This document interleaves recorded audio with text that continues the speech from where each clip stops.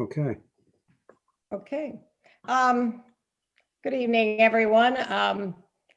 This is a meeting of the Board of Trustees. Mayor Smith is a tiny bit delayed, but he will be joining us shortly. We're here tonight after a Monday meeting in which we began a discussion of an appeal from an ARB decision by the Okumura family regarding their residence at 2 Hancock Place. We would like to say just initially that all of us here on the board have been studying this and looking at the details and reading the materials and certainly understand this is an important and serious issue to discuss and make a decision on. I would also like to personally thank all the volunteers who are part of all of our boards, our planning board, our ARB. There are many people that help this village run, and they're all volunteers, and it's not always an easy job. So we're asked now at this point in this case to look at all the information that's been provided to us about the decision that the Architectural Review Board made to deny an approval of this plan for this addition. And all those meetings have been on video, and the transcripts of those meetings are certainly all available. So tonight is the night that all of us will speak about how we feel about that appeal. And I know Mayor Smith will certainly have things to say about this, but I would, I guess, ask my colleagues if any one of them wants to start with their understandings and feelings about this appeal and how they would like to proceed. Don't all talk at once. Well, I can start, I guess.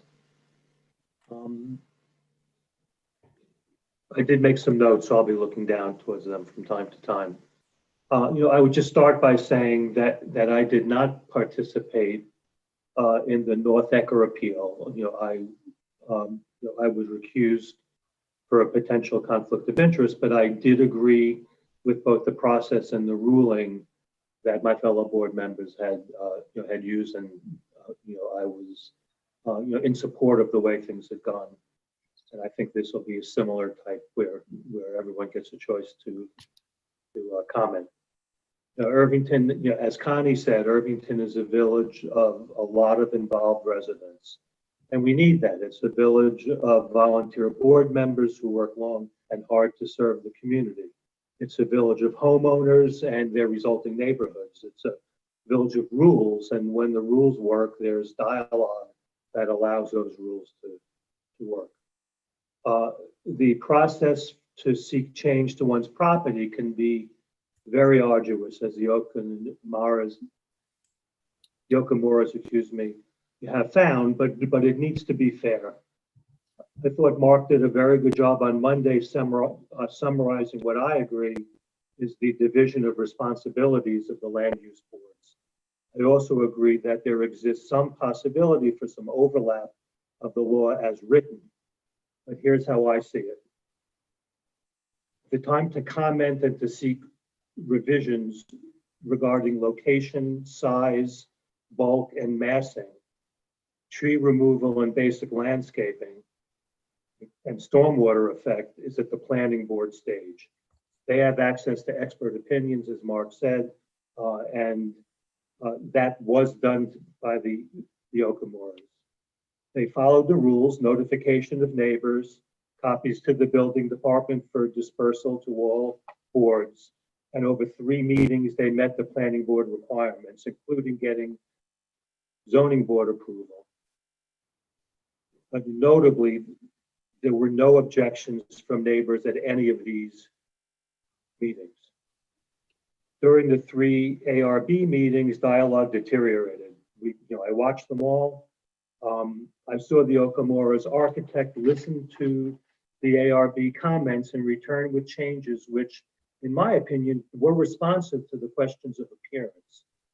Changes were made to roof lines, dormers, and trim that nicely improved the appearance, but not to the basic structure of what had received planning board and zoning board approval. By the third meeting of the ARB, it was clear that, to paraphrase, nothing the Okumuras could present, absent changes to location, size, bulk, and mass that had already been approved by the planning board and zoning board without objection, would change a negative vote by the ARB.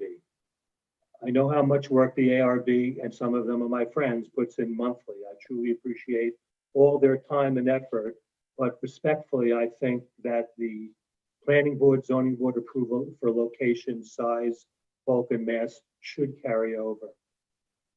I think the ARB discussions with the Okumuras had resulted in a product that I think maintains neighborhood character appropriately. I'm not happy that the village is losing a healthy tulip tree specimen. I'm sorry that communication is broken down between neighbors. And I've always felt that there's difficulty with communication between neighbors and boards, and some difficulty in communication within boards themselves, between boards, excuse me. While in some ways this is not the same as the North Ecker appeal, the end result, in my opinion, is the same: a home that is enough in tune with its neighborhood. I've been to the site numerous times. There are multiple curb cuts along Hancock Place, numerous homes with two-car garages, plenty of cars parked in front of those homes and on driveways not near their garages. The Okumuras are maintaining much of the rolling lawn that characterizes their property, have kept the driveway far to the south side of their property, have the garage entrance invisible from Hancock Place.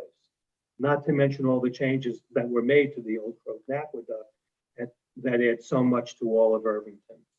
So absent the fence, which was removed prior to the ARB ruling, I would recommend reversing the ARB decision and remanding it back for approval of the Okumura application.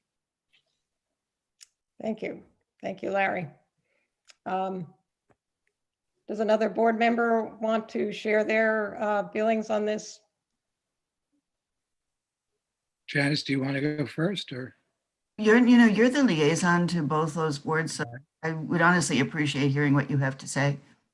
Well, I don't want to be too redundant from what I said on Monday, and I think that I just, to make this a little short, I want to say that I agree wholeheartedly with what Larry was pointing out, and I also want to say that I agree totally with the aspects, not about the case itself, but about the importance of the boards to the volunteer boards to the functioning of the village. I would also say, come down on the side of remanding this for approval in the current set of plans with the fence excluded, of course, because that was pulled out by the applicant. I do want to say that I do think that what this underlines is the need for, in this case, for the ARB to really they have to become more proactive, I think, in getting their expertise, architectural, aesthetic, et cetera, presented in the planning process early enough that it can have an impact, effective impact. And that means really coming to the planning board. There are two ways to do that. The planning board always accepts written submissions from any other board and from residents. And there's also public comment on every action that comes before them. So really, I guess I'm saying that the ARB needs to figure out a way to become alerted to projects that have issues, and they can be proactive in terms of presenting opinions and possible solutions or issues that they see upstream in the process rather than at the end of the process. I guess as I said the other night, I feel like our process is long enough and expensive enough for applicants that we need to avoid recycling through the process again to get revisions approved through a slight site plan revision wherever possible, whenever possible. Now, again, that's a call ultimately from the building department. If something like the dormer that was added on the last design by the applicant requires or causes a change in the FAR, then they will be required to go back to the planning board. But generally speaking, the kinds of changes that are made in the ARB do not cause that kind of loop around. And that's what we should be supportive of and emphasizing, sort of for want of a better word, because the process really isn't easy, but an ease of process where you're not, all of a sudden going back to square one or square two. And that's about it. I think that, again, I just want to say that I really want to have this expertise that's on the ARB brought forward to be effective earlier in the process. And so I guess this is a kind of a learning experience for everyone. And I'm hoping that also if the ARB has specific suggestions, they can come to the Board of Trustees with what kinds of possible changes might make that process of getting their input earlier occur. I think right now it's really going to be a procedural issue. It's what I think I've said before, when I was on the tree commission as chair, we determined that it was important enough that someone would always attend the planning board meetings and at least put up their hand and say, look, there's a situation that the tree commission is going to want to respond to, and we'll give you some feedback, in the next week or whatever time period. And that worked. Lately it's not been as necessary because the village started making use of landscape design consultants. And the consultant we have right now is actually quite good. So there's no need for any kind of that upstream input by the tree commission, because they're quite comfortable with what kinds of findings and what kinds of suggestions the current landscape architect is providing. So again, I'm saying there's an instance where, there was a procedural change that was one board just saying, you know what, we'll sit in and make sure we're aware of what's going on. And it did at the time help smooth things out. And so that's the only thing I want to say is, that a vote to remand this is not really a vote to say we don't respect or agree with the views of the ARB members, but to say that it just simply that it came at the wrong time in the process.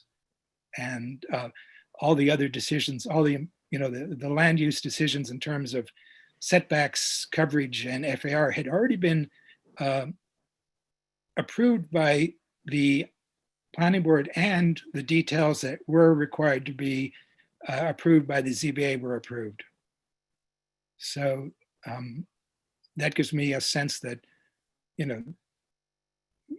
that the process was working in terms of the way it should work for residents. Thank you very much. Janice, would you like to share your ideas? Mark, I'm glad you started by saying that this is a lengthy process, but it is a process. And I think both of those things are very true.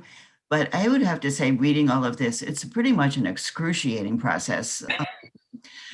And I have great sympathy for our neighbors, the Okumuras, who have been, going through meeting after meeting after meeting after meeting and doing what they perceived everything that was required of them, which is not a criticism of any of the volunteer members of our various boards, which you and Larry have both spoken to. They deserve our thanks. Everybody is trying to do the right thing for this community that we all love. So the way I see that, our role here is not to weigh in on the design itself. Our role here is to simply talk about whether the ARB acted within its mandate in essentially overruling the planning board. And there were lots of comments by ARB members during the different hearings about there's not a whole lot we can do, our job is limited, this is a frustrating process. And we we can't, in 727, it was said we can't make a decision on the revision of what the planning board approved. We did, and the applicants obviously said we did everything we were supposed to do. So where I come down on this is that reading the code, it's clear that size and massing and so on are within the purview of the planning board. I agree that the planning board can make a better, more fully informed decision if it has a sense of what, the other concerns that are there are. And it is also abundantly clear when this did get to the ARB, they talked many times about the size, the mass being just out of character with the neighborhood as a whole. Nevertheless, I don't read the sections, the applicable sections of the code as allowing the ARB to overrule the planning board. Also, I think the ARB deserves a tremendous amount of credit, as does the architect, for proposing revisions to the original plan that really make it much better, much more visually appealing. And I think the members of the ARB were so upset they couldn't address mass and size that they didn't give due credence to that aspect of it.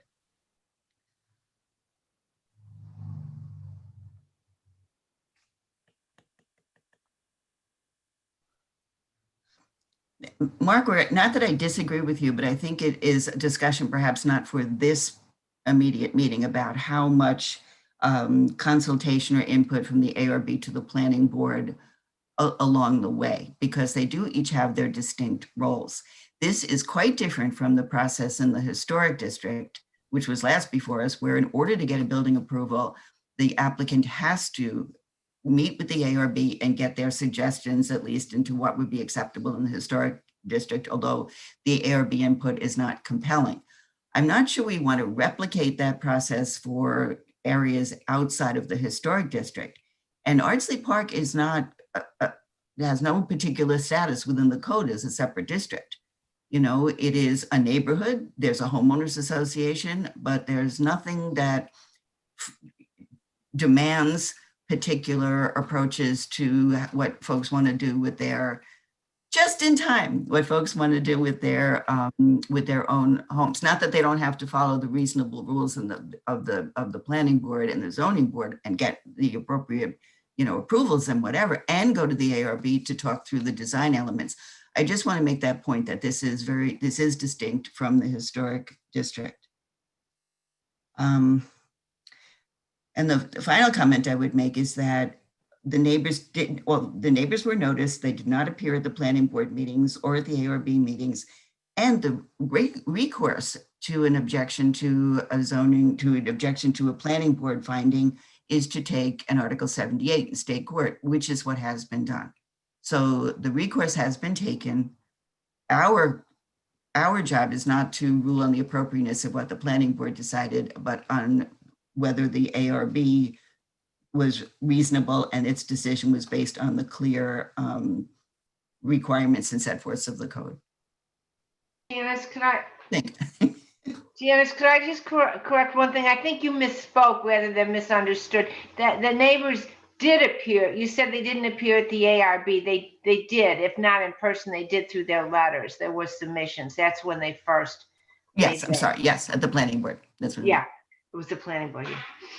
So I just had one quick Go ahead, Mark. Janice, I just wanted to clear it up. I wasn't saying that there should be a mandatory requirement for ARB input in everything. I'm just saying if they're monitoring what they see and they think there's concerns about size, bulk, and stuff from what they see being presented, then they should feel free to present their input for consideration, like any other resident or any other, the advisory board could do. It's not that I'm saying they should be in the middle of every single thing. I'm not trying to suggest it should be more complicated. Just want to clarify that. Thanks. Yeah. So just to catch you up, Mayor Smith, Larry, unless you've been listening in on some device, but Larry Lonke and Mark Gilliland and Janice Silverberg have shared their feelings about the appeal. And if you wish to discuss yours next, or I can give my ideas and then you can take up the end. I'm late, so I will wait to hear what you have to say. And then if someone wants to give me a quick summary of what everyone else said, that'd be great, because I was not listening on a device. Oh, okay. All right. Well, I'll let somebody else, either Larry or Mary Ann, summarize what's happened so far. But my feeling about this is, and as I said at the very beginning, that the input from all these volunteers and all these boards are incredibly important. They're taken seriously by those board members, and I appreciate, and I think the whole village should appreciate everything that these boards do. On this particular case, I kept looking back at the last submission. I mean, we have, I think everybody's probably on this meeting tonight knows that the last submission to the ARB that had all the changes that I would describe as the dormers, the flower boxes, the awnings, some changes in windows. I was amazed at how wonderful that added to the look of the plan. And so all those final things, the comparison between original submission to ARB, I'm looking at something called A13, looks like this, and original submission to ARB, there's one picture at the top of the page, and at the bottom of the page, there's current submission to ARB. I think that expertise that came in from the ARB members that helped the architect come to that final submission is a great improvement. And I think what I guess, you know, the important thing is that I think we should remand this back to the ARB to approve this, and at the same time thank them for their incredible addition to the plans that, as their role is supposed to be, to take what they get from the planning board, which did deal with the size and the location and the mass, and add to it, opine on it, and have a very good outcome at the end. So I guess I say I'm agreeing with my colleagues who have spoken already on that plan as far as what we have to decide. So that's my summary. Okay. Well, again, apologies, I'm late. I was a victim of missing a MTA train and then taking the next one, and which came in after the meeting started. So I apologize to everyone. But, you know, I contacted Larry, who contacted Connie, who got the meeting underway on time. So I think that was important. I don't know if someone wants to tell me what other people have said, but, or otherwise I can just, you know, come in blind here a bit and say that, you know, kind of what, along the lines of what Connie said, you know, it was funny. Last night I had a Board of Education appreciation meeting where we went to the Board of Education, or I attended the Board of Education meeting on Zoom and thanked them for the thankless job that they do. I kind of equated them to the thankless job of volunteer firefighters. But I think probably the obvious boards that I overlooked were the ARB, the ZBA, and the Planning Board, because it's an inordinate amount of work. Often they have expertise beyond, you know, my wildest dreams, architectural, you know, engineering, or just the aesthetic view. Like we've said many times on this board, when we've looked at some kind of drawings and plans, that it's almost like it's all Greek to me. I have to go out and walk around and take a look. So I would like to, you know, start off by saying that, you know, the ARB does an unbelievable job, the Planning Board does an unbelievable job, and the ZBA does an unbelievable job. And it's literally thankless because I think people see them as an impediment as a roadblock on kind of what they want to do with their own house and property. But they have an unbelievably important job, protecting their neighbors, protecting the village. And I think at the end of the day, they just make it a better product, 9 times out of 10, maybe 99 times out of 100. But at the same time, we're not asked to opine on the board's expertise, which again, I think the ARB is an unbelievable board from the chairman on down. I think they run unbelievable meetings, and I think they have a great deal of expertise, probably much greater than the board of trustees, including myself. So this is in no way, an indictment on their expertise, their professionalism, any of those things. But, I think I agree with what Connie said. And, I think that this should be, approved and sent back to the ARB. And, I think the only caveat I'll add is, and I think it's tough because you can't really say, we're overriding their decision and sending it back to them for more input. But I think that I agree again with what Connie said, that the comments they made and the changes that ensued, made this a much better project for the neighborhood, for Irvington, and even for the applicants, in my opinion. So, again, it's not an indictment on the expertise or the at all in the ARB, but I would agree with what Connie said, and my sense is that's similar to what the rest of my board members have said already. So, Right. Thank you. You can be in charge of the meeting now, Mayor Smith. But so I'm guessing we have to take a formal vote. Is that how this works? Brian, Mayor, before you go on, I just want to make sure that we be as absolutely clear about what you're voting on and what we're saying. And that might take a little bit of talk back and forth. It's easy to say remand, but I want to make sure that it's done. It's clear. It's clear. Yeah. So Marianne, I don't know if you thought. Yeah, I do. I thought it was pretty clear, but I'll repeat it is because it seemed that what all 5 trustees had said that they're reversing the action of the ARB and remanding it to the ARB for approval, which is what the section 9.9C of the code says is the end. I mean, if you're going to reverse it, the end product of the appeal from the ARB decision. And that implies the current set of drawings. Well, yeah, I mean, you could clarify that say that you reverse it and you remand it to approve the set of drawings presented to the ARB at their July 27th meeting, at their 3rd meeting. right. That's what I did intend. And those were the drawings that included the widened dormer, the awning over the side door, the window boxes. Right. But does not include the fencing. That has nothing to do with it. They withdrew the fencing from that. Withdrew the fencing.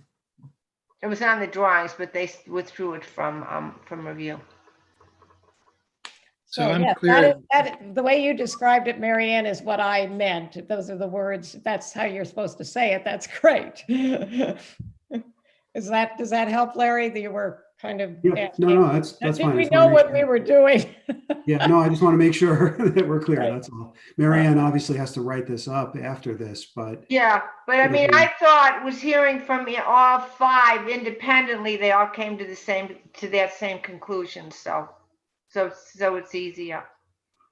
But yes, I will write something up that will reflect what the board said tonight. So then the motion is to remand No, to reverse. to reverse. Okay. To reverse the decision of the July 27th meeting. Is that the last one? We'll just reverse the ARB's decision. It'd be safer. Okay. Reverse the ARB's decision. I'll make a motion to reverse the ARB's decision. Of July 27th? Wait, no. Just reverse the decision and remand it to the ARB for approval of the drawings presented at the last meeting. What she said. I will make the motion as stated by Mary Ann. If I can have a second. Second. All in favor? Aye. Aye. So Is that I clear, think, Larry? yeah, no, that's fine. And now I do think there's an architectural review board meeting on Monday, which I would expect the building department can add that to the agenda. It's similar to what you did with the previous. The Bernstein Yeah. decision. Yeah, Yeah. so the written decision shouldn't hold anything up. It's just gonna reflect this. It'll be like we did in Bernstein, so that you've got it for the, so it's part of the record in the future. It'll be available to consult. Right. All right. Can I just thank everyone for the, the amount of time we've all put into this, but also that we've all had a great, I think, interesting and civil conversation and reflection upon the value of the boards. So I'm actually quite happy the way this process has gone, although it's always somewhat fear-producing at the beginning. Yes, yes. Yeah, and I greatly appreciate all my colleagues' work on this and attention to it, and also especially to Mary Ann, Right. who seems to know a lot about how to handle these things. So Larry, you get a little praise too, keeping us all in line. Just a little. Yeah, just- I will say that, as we kind of end the, end this portion of the whole proceeding, I think that the one last disappointment I have now that we're done with our role is that, there's still an Article 78 pending. And these are neighbors. And to me, I wish they could all kind of get together, sit down together and figure this out, because, this is a beautiful neighborhood. It's a beautiful house. The house next door is beautiful. The whole area is great. And, I want all of the people in that neighborhood to feel good about this project. And, if they could get together and somehow, mend these fences before, literally and figuratively, before this is built, I just think that'll be a much better resolution for everyone. And if there's an informal role for the village to play in any of that, I'll be happy to extend, my hand to say I'd be happy to sit down with anyone to try to work through this together, because, I don't want this to be a, push through thing. And now we're waiting on a judge's decision in White Plains to figure out what actually happens. It's unfortunate. And, I think that there is still room to get this to be, a project that everybody in the neighborhood is excited about. So it's unrelated to our decision, but since I'm on air, I get to say it. So, but, Thank you, Brian. Is there anything else that we need to do or say, Mary Ann or Larry, or are we done? No, I think you're done. I just have a question, Larry. When will this meeting get posted? Will this meeting be posted tomorrow? Yeah, it's going live and it's available. right now. Yeah. Yeah. Is what? On Facebook right now. So It's someone, available immediately. yeah. I mean, it's going out live, so it's available and posted, archived right away. And I think it might be on YouTube as well, Larry. It is, it's on both. Yeah. So if you went to YouTube and the Village of Irvington NY, I think it is. Yeah, we have a YouTube channel. Yeah, there's Okay, there's a link okay. on- I'll figure it out. If I can, I'll call you tomorrow. Yeah, no, you'll see it. We'll Okay. get it. Yep. All right, well, I'll say good night to all my colleagues, and Brian, motion to adjourn and you're I'll make a motion to adjourn if I can have a second. second. All in favor? Hi. Aye. Thanks, everyone. Thank you. Okay, all. bye. Thank you all. Good night, everybody. Sorry for being late. Thank you, Mary Ann. Yes. Okay, thank you. bye, everyone.